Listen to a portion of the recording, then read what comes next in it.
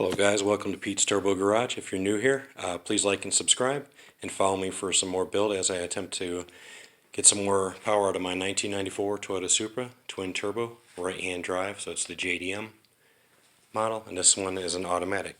So what I'm doing today is I'm going to try to add a little bit more boost. So stock boost on this is right around 11 psi's, and I have it set into the sequential mode, which it comes stock like that. So I'm just going to show you how I set mine up in case you ever want to put a manual boost controller. With the JDM turbos, you're kind of limited on the boost as opposed to the American turbos. JDM uses like a ceramic blade. American uses the steel blade, so you can get more boost safely out of the steel blade. The JDM ones, I want to say right around 17.5, 17.8. You're kind of in the red zone there, and you can destroy the turbos. My goal is basically to go right up until boost cut, which is around 14.5 psi. Goal would be around 15 pounds. However, to do that, you got to get a boost cut defender, and that kind of folds the signal so you can boost past it without receiving fuel cut from the vehicle.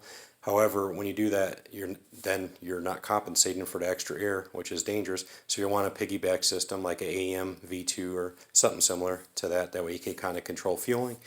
And also on the JDM vehicle, the fuel pump isn't as good as the American one.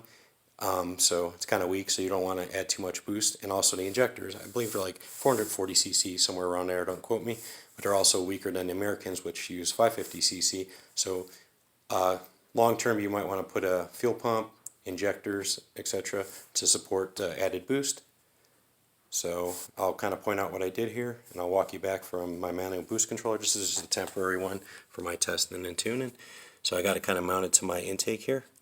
So first hose you're going to see here on the side, right here, is actually going to run to your wastegate, on the back of the wastegate, and then the bottom is actually going to tee into your turbo. So basically your boost controller is in between your turbo and your wastegate, and I'll kind of try to stick my phone down here and show you which parts of the VSV I capped off and which part of the wastegate I capped off.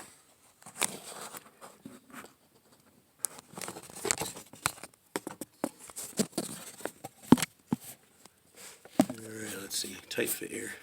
So there's your VSV, and then you can see a little cap I added right here, and I zip tied it.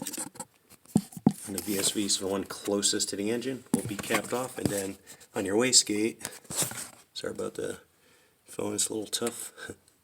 So on the wastegate in the front, you see I put the little vacuum plug, and I zip tied it. And then the top is the one that runs to the side of my boost controller. And then you see that hose I kind of teed in, that's coming from the turbo, and that comes all the way back to the bottom of my boost controller.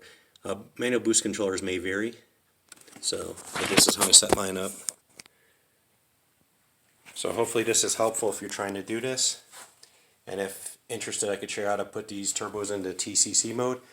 That way they both kind of come online around 3,800 to 4,000 RPM, but you have no boosts at the low end, so then it hits you like a brick right around 38 to 4,000. Like I said, with the stock one, it's about 11 psi. I'm going to kick it up a little bit here with what I have on hand, and eventually I'm going to replace fuel pump. I'm going to do the injectors. I'm going to get a piggyback, and then a front mount intercooler, and I'm going to kind of tune from there. Alright, thanks for tuning in.